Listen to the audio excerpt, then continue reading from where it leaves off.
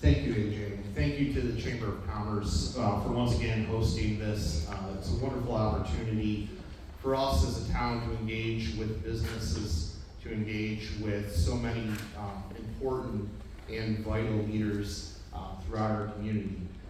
Thank you, County Executive Mike Polencars, been here and supported all of our efforts in the town for a long time now. Thank you, Assemblywoman McMahon, for being here, friend and confidant. Thank you, Senator Ryan. You've become a real mentor to myself and to our board. And to my board members, Mike Zucalo, Sean Lavin, Jackie Berger, Angela Marinucci. Our work's ahead of us still in many ways. We've accomplished a lot over the past few years, and we have responsibility now to ensure that some key projects and key moments get finished. To my staff, you've been wonderful to work with. You'll continue to drive me forward and to help me stay focused, especially Joe McMahon. Anybody who's worked with Joe will tell you that he has a lot of different ways to help me stay focused. And oftentimes that comes to hitting me on where I can meet him on sports references. So thank you for that. All right, the town of Amherst. When we talk about the town of Amherst, I do this. Anybody who's seen one of my presentations knows I like to talk about where we are in the world. The second largest population in Erie County, but we're also the fourth largest population in upstate New York. Head of the city of Albany, just behind Syracuse, we're continuing to grow at an amazing rate. And when you think about our growth, right, a lot of that is predicated on the University of Buffalo. That's true, right? And the state continues to invest in the university, and as the university moves forward, the town is adapting to that. At 129,000 people, right? We've seen 6% growth since 2010. It's a large economic center in Western New York and upstate, and a large population base. And as such, it taxes our infrastructure, right? Our infrastructure needs to continue to expand. He's not here today, but I wanted to thank Congressman Higgins for his investment, his friendship, his leadership in our community. I know his official last day in office is today. One of the last projects he worked on with us was an investment in our cellular and communication systems. Huge commitment from the federal government to help our first responders and help our broadband coverage throughout the town. We're going to be moving forward, constructing our own towers and working with the private sector on additional towers. I believe that a big part of where we're going with infrastructure in Western New York and in New York State is going to be through P3s. We're starting to see more intent on public-private partnerships. I'm going to get into a couple of those later on. But first, I want to talk about a commitment that the Amherst Police have made to the town. Amherst Police, a couple of years ago, focused on creating community policing. And it's an award-winning group that represents our community policing group now. The Amherst Police have committed resources and committed path to move forward and grow our community policing and our engagement with our youth through our SRO programs, through a community policing division. I'm very proud our town board expanded our police force, albeit by an officer this coming year, specifically committed to this idea of community policing. And the community policing is enriching our environment. It takes a lot of dedication. It takes officers into paths they may not have thought they were going into when they started their criminal justice backgrounds. But we're very excited and grateful that the police have taken on and really embraced the police reform plan that we put together back during 2020. As we move forward, the commitment to infrastructure, the commitment to expansion of infrastructure and to retooling infrastructure has led us to a couple of things. This year we will complete a massive street lighting project, the largest yet in Erie County, 9,500 streetlights, purchased, modified, turned into LED, creating huge energy savings for years to come. It's a project we should be proud of. Right? We're going to cut carbon emissions, we're going to see energy reductions, and we're going to control our future. And as we move forward with this project, I'm encouraged by the efforts of the town board to identify ways to not just prepare us for the short term, but to prepare savings in the long term and to put our community in a better position. Before 2018, when Sean Lavin and Jackie Berger and I took office, the town was facing an IRS audit. We had faced a Moody's downgrade of our credit. We had audits showing 6 years of deficit. We had 2 major lawsuits, AquaWest and Microlink. And we had equipment that was being held by vendors for a lack of payment. We had a depleted fund balance. And we had deferred maintenance of a lot of our assets. I've been criticized recently because of this year's tax increase. But I want to talk about fiscal health and stability. Fiscal health and stability to our board looks like this. We've corrected our VSIs. We're no longer in the Internal Revenue Services sites for bad practice. We have 2 years of positive outlooks by Moody's and hope to see our credit rating increase. We've had clean audits with no deficits since 2018. We've paid AquaWest settlement now. We've settled the Microlink case and continue to pay that settlement. We have no purchasing or payment issues. We're clean with our vendors, and we've held 10% on our fund balance policy. That's a model of fiscal health and stability. And in any one year, a tax increase could stay. However, moving forward, the town of Amherst is in a better position than we found it. We should be proud of that because we've made investments in sewer, water, roads, buildings, and our services. When we talk about service, we talk a lot about what we're doing for our community, right? When we think about the Amherst community, one of our greatest attributes is our summer school, our summer camp, and our after-school programs. But parts of the community didn't see that benefit, right? And we've long heard that we have opportunities for expansion and that we should be seeking opportunities to embrace more children. This year we opened the Northwest Community Center.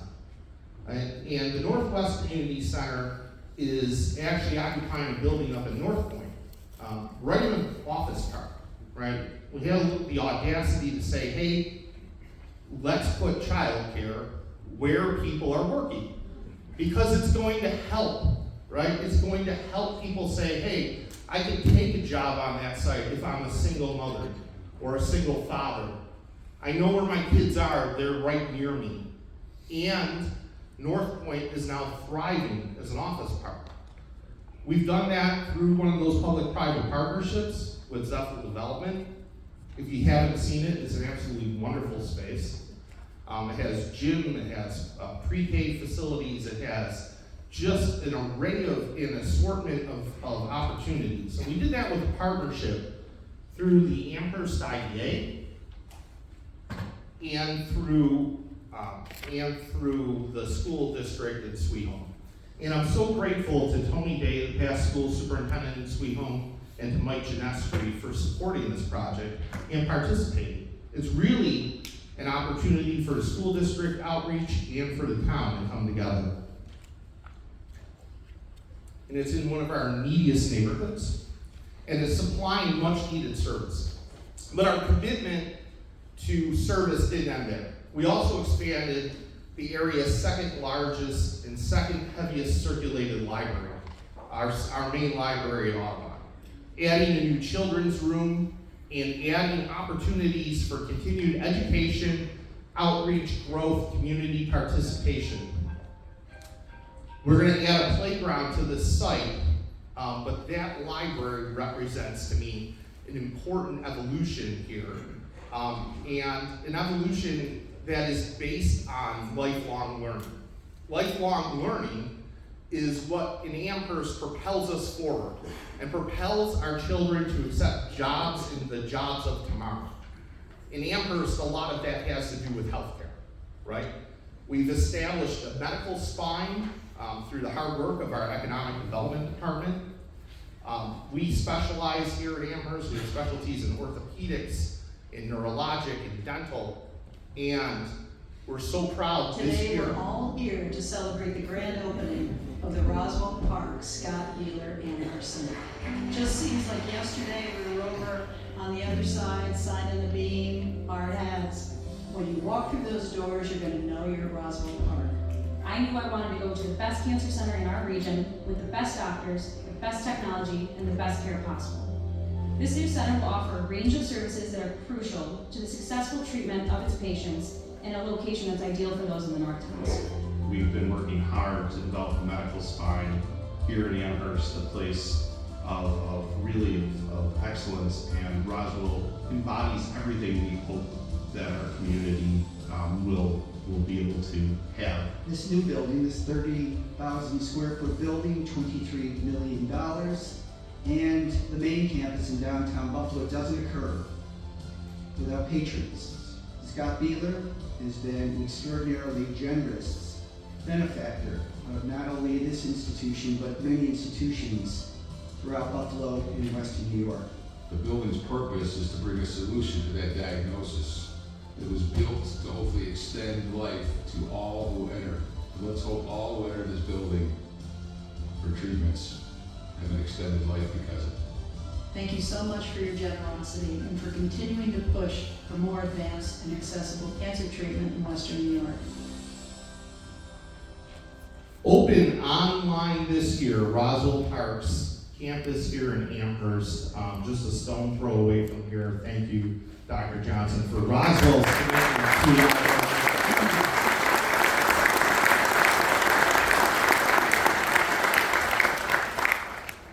We talk about crossing finish lines in 23. Another finish line that we've crossed and just recently celebrated the ribbon cutting was the UB Orthopedic Center at our north, near the north campus of UB and at our Northtown complex. This is if you haven't seen this building, I mean, it's incredible. I got my first walk through of it the other day at the ribbon cutting, and what we're seeing is state-of-the-art technology, state-of-the-art ambulatory services, state-of-the-art physical therapy, driving our region and our area forward, and able to take advantage of our workforce, our local trained workforce, both through Damon and through the University of Buffalo, seeing our students stay and adapt and work, but pushing forward with research. I'd like to thank the University of Buffalo, the UBMD physicians for their investment, their time, and their efforts with Kaleida to make this possible. Thank you all.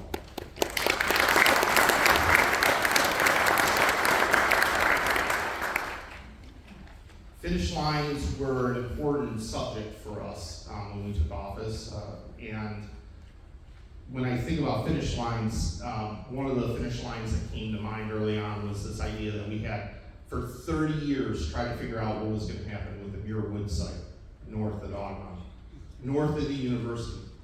We now have an enormous investment by Aspen Housing, students participating in the Audubon area, and now what we're seeing is because we have purpose-built student housing at that location, we've been able to obtain the rest of that site and hold it forever green.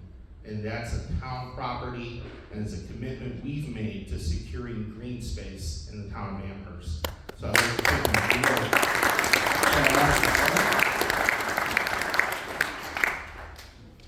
you. As we move forward, housing is an important subject. We face a housing crisis, not just in this area, not just in the state, but throughout the country. And we need to find ways to adapt new housing products in our community. Some of that comes through retrofitting, right? The related companies And MJ Peterson this year took on and completed a massive renovation at the Oxford Princeton apartments on the west side of Amherst. A huge renovation, $90,000 per unit in renovation and restoration, but a commitment to say, hey, we need to create places for people, right? Playgrounds and community centers opening up inside of that complex. It's an enormous effort. It's one of the largest efforts by HCR at a renovation through New York State's efforts. I'd like to thank all those for making that restoration possible. And as we look forward to a better Edwardsville, right, we have a commitment by this town to say we're going to push the development community to do better. And to do better means to create opportunities for people and to change the nature of our landscape. Sometimes government has to do it ourselves. We're going to open Gateway Park officially this year. I see Highway Superintendent Steve Floss here. The Highway Department is expanding and taking care of one more property, but we're going to be using this site at Niagara Falls Boulevard in Kenmore for markets, for artisan markets, and for engagement opportunities in one of our most diverse and student-oriented areas of the town. We're looking forward to that. As we move forward, the boulevard has been a huge subject. Niagara Falls Boulevard is one of the area's largest arterials. It remains one of the area's most notorious arterials. This year we completed a plan with the town of Tonawanda to figure out what we can do there, how we can challenge the nature of these New York State arterials and make them less focused on the automobile and the pass-through and more focused on the neighborhoods around them. Our plan calls for reorganization of space, for a reorganization of the road, and for new engagement opportunities for the communities that border the boulevard. This is their Main Street, and they deserve to have a Main Street befitting the people who live in that community and not just a sewer for cars to move as fast as they can. We're going to continue.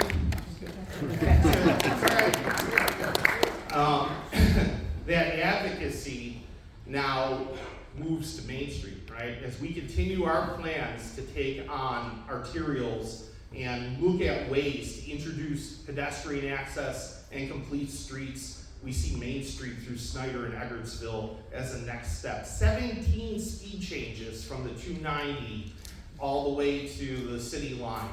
It's time to do better. We've launched a plan. We've started collecting community feedback. And this year, we're going to push for change on Main. And we're going to see where we can get to if the community applies itself. We hope for New York State DOT continued commitment. We're hoping for engagement, something we're going to be talking to our state electeds about a lot as we move forward with the boulevard and Main Street. Town of Amherst, as dense as we are now, we need pedestrian-centric thinking, and we need inclusivity. Inclusivity in everything that we have. Inclusivity in participation. Giving people places to access, right? As we shift towards a scenario where we have more rental units and denser population centers, we need open space and access opportunities. That's what Central Park gives us. It not only gives us a place for people to come together and appreciate the natural elements, right, through creating reserve areas, through creating nature experiences, but on the southern end of the park, it gives us an opportunity to come together and celebrate our cultural assets. And that's what the southern portion of the park is all about, right? Putting together an opportunity for a winter market, thanks to the hard work of Erie County and Legislator Vinyl and County Executive Pulling Cars. We've been able to secure funding to house winter markets and create opportunities for farmer markets. Thanks to the hard work of our Assemblywoman, Karen McMahon, we're going to have ice ribbons and inclusive playgrounds Thanks to the hard work of Senator Ryan, we're gonna have inclusive splash pads and places for kids. And thanks to the hard work of so many of you in this community, especially the Musical Fair Board, we're going to have a new public theater and a place for Amherst to celebrate our culture and our cultural elements. And we're looking forward this year to seeing the ground break for Musical Fair's new home here at Central Park.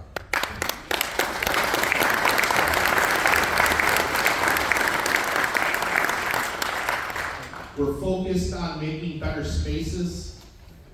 We're going to be re-engaging. We have re-engaged with UB about our South Campus planning efforts. We're going to be looking to advance opportunities with the town of Tonawanda and the city of Buffalo for a regional conversation about the UB South Campus area along Main Street, along Bailey.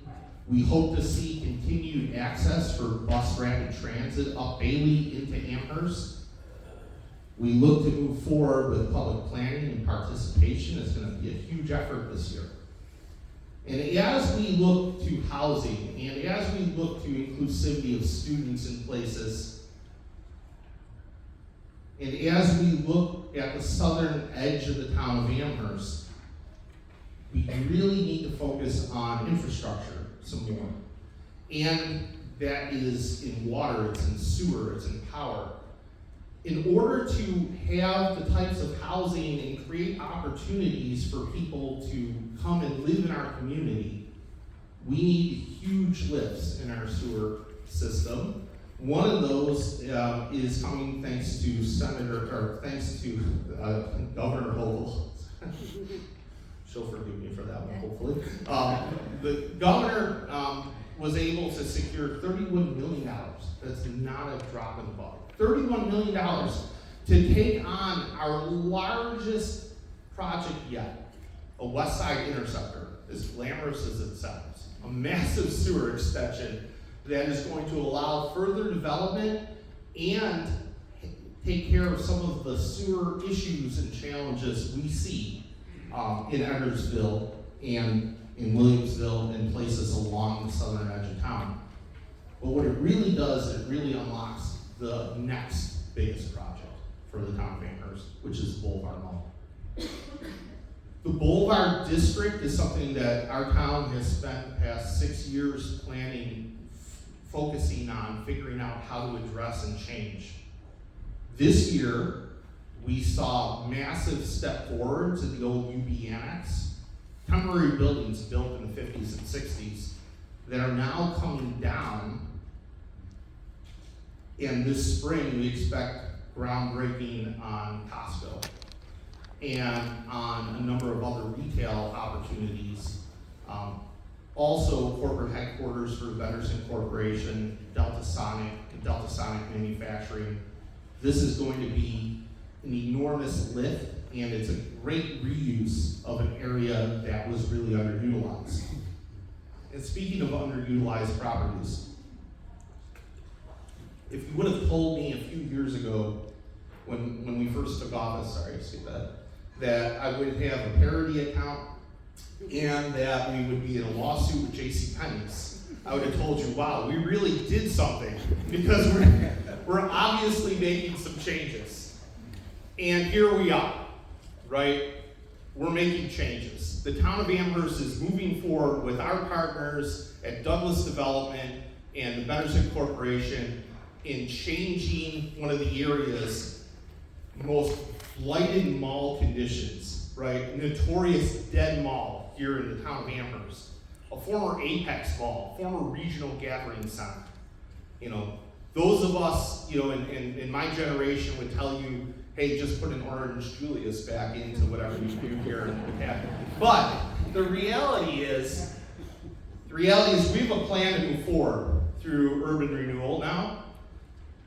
And we're going to basically take this mall and cut it up, introduce new public infrastructure, introduce a park, and create space for new businesses, for 1,500 housing units, and for new public participation through a community center.